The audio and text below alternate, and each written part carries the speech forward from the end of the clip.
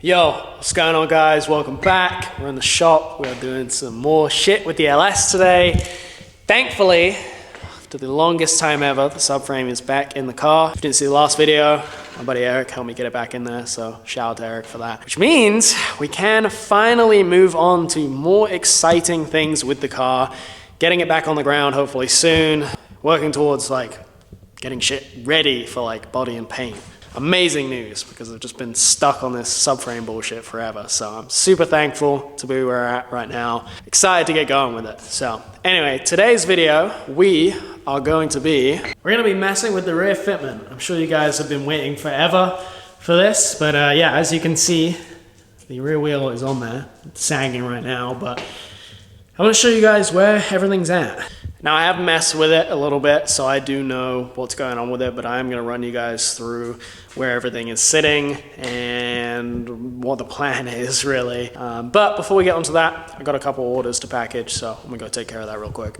Thank you to everybody that has been copying stuff recently. Do massively appreciate it, as always. The Christmas drop too, I'm excited for you guys to see those. They're super sick, and if you haven't grabbed one yet, I will have to remind you that there is only 35 hoodies and 75 shirts, of which most of the hoodies are pretty much gone. So if you wanted a hoodie, go grab one right now. Shirts, there's still a bunch of those left, but I do want to make sure that we sell out of them because, I mean, I don't want to hold on to a Christmas themed shirt. But it's an awesome design. Check it out right here. Go grab that right now. And yeah, let's talk about this car. All right, so first things first, as you can see, the uppers are in there.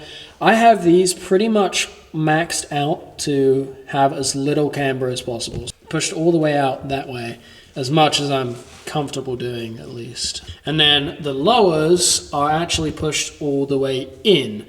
So yes, this as is right now is as little camber as I can possibly run with this setup. So obviously, as you can tell, right here, even at full sag, it has a decent amount of camber. So one thing to think about if you are considering doing 0.9 upper control arms, I would only really suggest doing it if you are going to run big camber. If you don't plan to run big camber, don't do it because it won't give you a choice. You have to have big camber with the uppers. Even with probably just stock arms, it's going to be a little less camber than this, but it's still going to be big camber. It's probably still going to be -12 all the way out with the uppers. I feel like if I maxed the uppers out and had the lowers with as little camber as possible, I would probably be at like -20. You could easily go way over -20 with uppers and lowers. So yeah, if you don't want to go big camber, don't do the upper control arms. If you do, it's kind of a necessity because the lowers are only going to give you as much, but they also push the wheel out.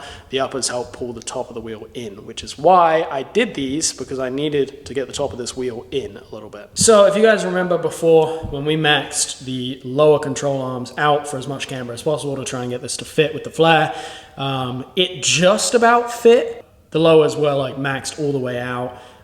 It barely cleared, and I wanted to make sure that I had a little bit of adjustment back and forth. Now that I have the uppers in there, it's kind of a different story.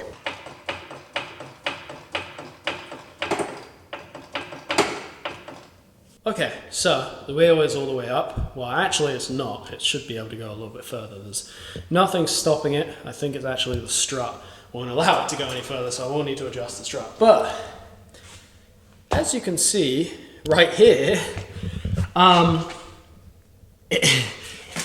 it's basically fitting stock body right now, which is kind of crazy. I wasn't expecting that to happen.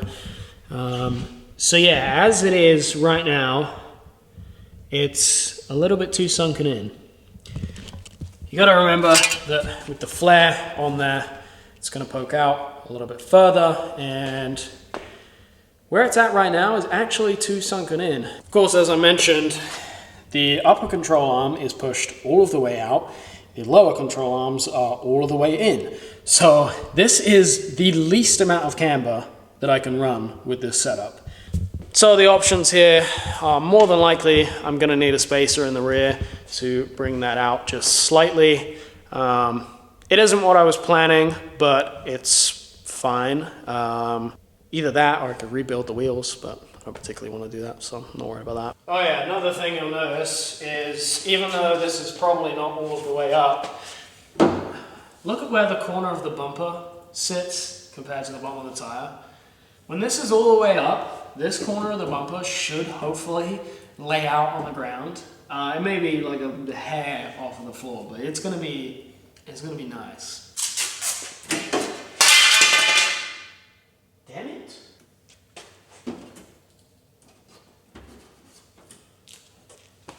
Whatever. Okay, so it's on there very roughly. Sorry, it's looks like shit, but yeah. As you can see from this angle, it is a little bit more sunken in than it needs to be. Take a look from the back side, you can clearly see there is far too much gap between the top of that fender and the lip of the wheel. So yeah, it does need to come out just a hair. To be honest with you, 10 mil. That's probably all that it is. And the nice thing is, if I take a step back here, I know the camera's not going to focus on both, but the camber is very, very close to matching perfectly. So I have a little bit of wiggle room in the front where I can pull that in just slightly, and then hopefully we can get the fitment to be basically the same. If I do like a 10 mil spacer in the back so that it just fills that gap as much as it needs to be. The camber then should be matching perfectly, and the fitment should also be matching perfectly. I know that the rear is not up all of the way because there's still space for it to move and it's not hitting anything. So I'm pretty sure it's the strut that's just stopping it, but the amount of tuck that it has right now is just slightly less than the front. Here you can see the front. So yeah, the intention is to get this, or actually get that exactly the same as this. But yeah, as a whole, besides the car looking like shit, it looks pretty awesome.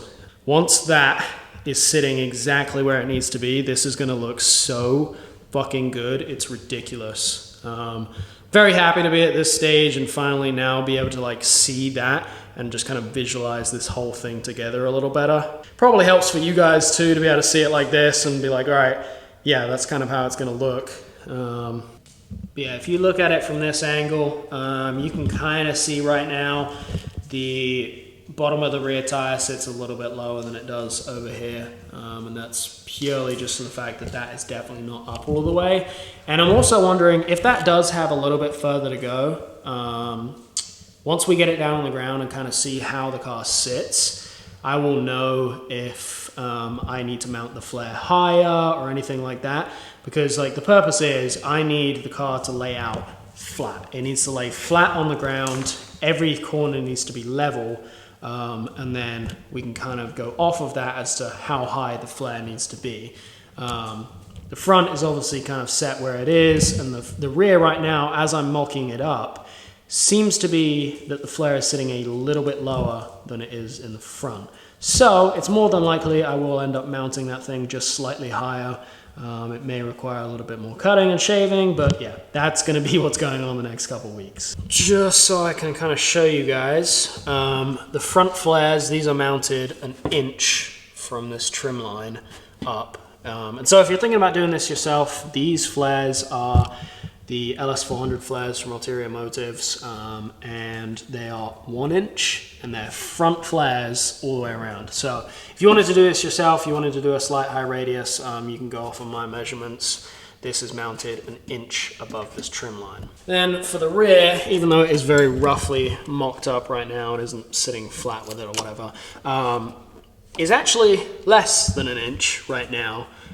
So it is more than likely that this is going to end up sitting the exact same as the front is, where it's an inch up from this trim line. But like I said, they are LS400 flares from Ulterior Motives, 1 inch all the way around. They're just the front flares, so I have the fronts and the rear, and these, the front flares are wider than the rear ones that they would make for this. So when you do this, you do actually have to radius outwards this way a little bit. So I've trimmed into here, and obviously I will be cutting this a little bit more, but yeah, this right here is getting shaved down further, and this line is kind of to mark what's going to get shaved out of this to basically try and follow this natural curve into this and then into this flare as close as possible. But yeah, pretty sick.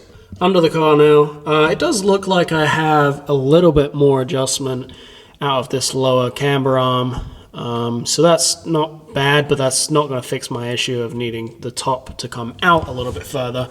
That's essentially just going to take a little bit of camber out, and you know, I need it to match the front. So where that's at right now is probably fine.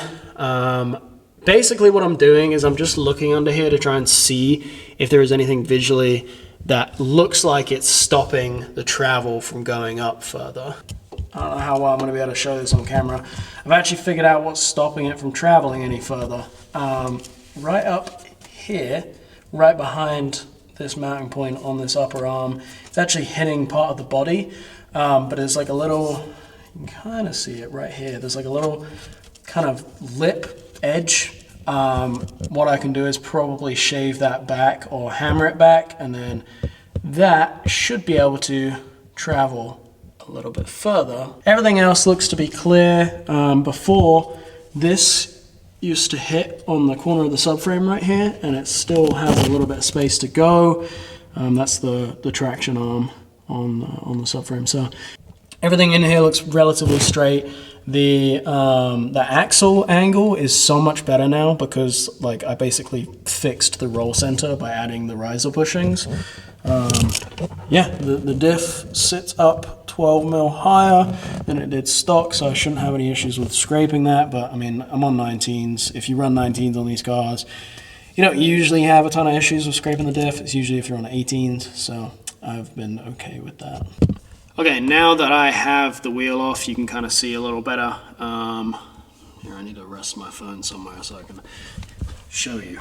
This right here is making contact with this when it's all the way up, and this is just like literally a pinch weld. There's tons of space behind it. It maybe goes up like ½ an inch, so I have plenty of material that can get cut or shaved out of there and allow this A-arm to go up higher. So yeah, it is not the strut being maxed out, it is just that point of contact.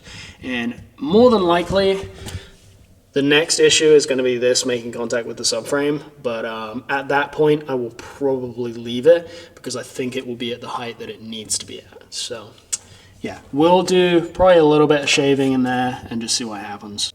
Alright, so I made some extremely janky cuts at this because there was no like good easy way to fit this thing in there, but hopefully that should do the trick. It's cleared like just enough material out of the way on that edge where this was making contact, so we'll see what it does right now. Hard to tell from inside if it made much of a difference. I guess the only way to tell would be to put the wheel on and see if it's higher. I'm actually going to take this, one of the 15 mil slip-on spacers that I have for the front, and see if it makes much difference to the way that the fitment is.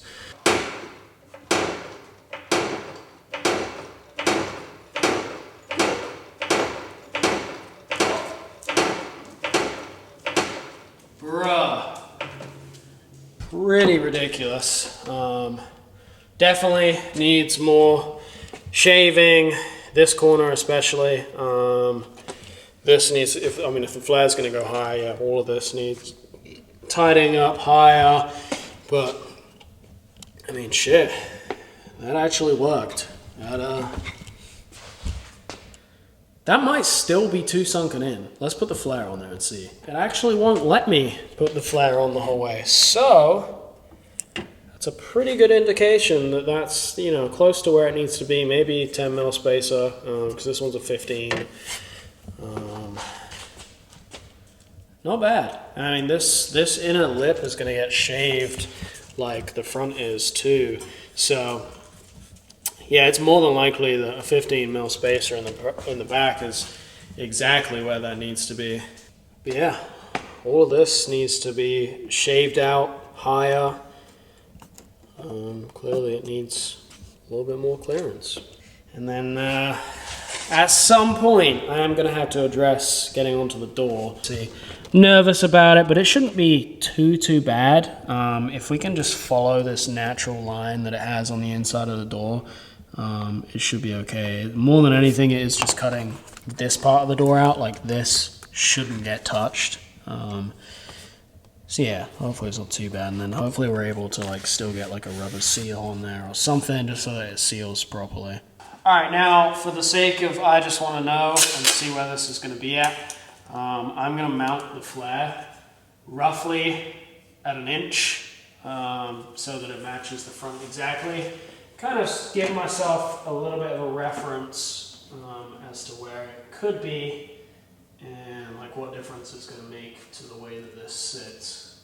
So the biggest difference is with me mounting it higher like this is that obviously this is now going to sit further away from here, so this then needs to take more material out of here and down into there to make it look natural, and the same thing on both sides, but I mean that's not too big of a deal. And yeah, I mean as long as it looks natural, I need the fitment in the rear to be exactly the same as the front. And until the car is back down on the ground and we actually see how everything's going to sit, along with the kit being where it's going to be at, like as far as how far it is from the floor, etc., and how level the car is, we're not going to know. But as a reference, does look pretty good. Shitty thing is with these wheels is that they don't have like relief holes on the back of them, so you can't run a spacer less than 25 mil where like the stock stud will poke through. It will just hit the mounting face of the wheel, and so I have to do what I did in the front where I did extended studs with those hub-centric slip-on spacers, which is just a pain in the ass, and especially in the rear because changing the studs in the rear, I haven't done it before, but I'm assuming it's going to be more difficult because of the like e-brake shoe or whatever the fuck is going on back there. So yeah, but I'm pretty sure I need to replace the bearings in these anyway. So yeah, we'll probably end up doing all that at the same time. All right, well, I was going to end off today's video, but I have decided that I can't help myself. I'm going to cut the door.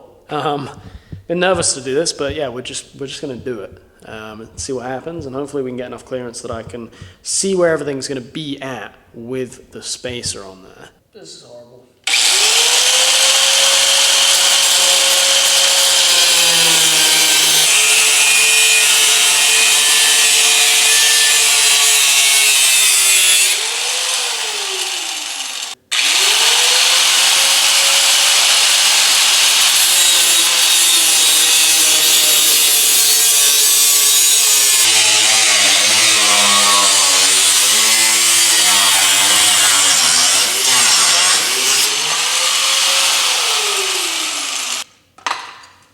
Well, shit. That was fucking easy. Cool. Hell yes, dude.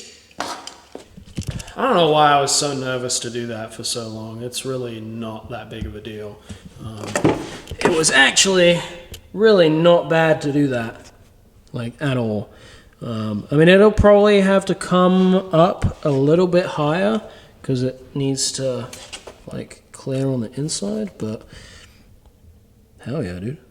Well, probably what we'll end up doing is this will get pulled out of the way, and then I'm basically just gonna like shave this in so it sits flush with that, and then when we come to welding everything, we'll weld a piece of metal in so it's like almost flush, and everything should clear real nicely and make sure that it, you know, clears whatever we put in here. So now I can put that 15 mil spacer on and jack this up and maybe see if we're a little bit closer.